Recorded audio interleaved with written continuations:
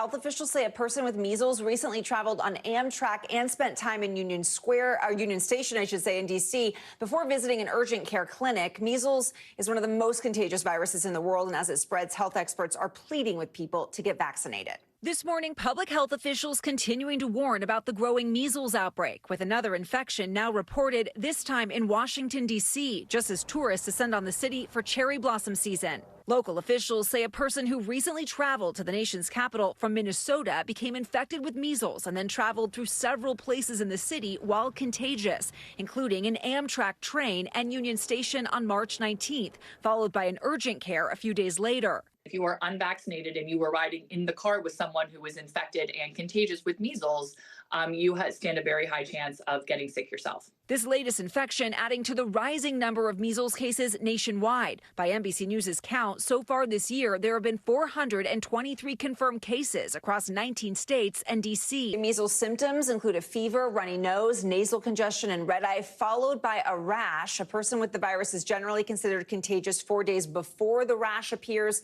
and 4 days after. The CDC says 2 doses of the measles vaccine offers lifetime protection, and the people who should most consider getting a booster are those who received immunization between 1963 and 1967.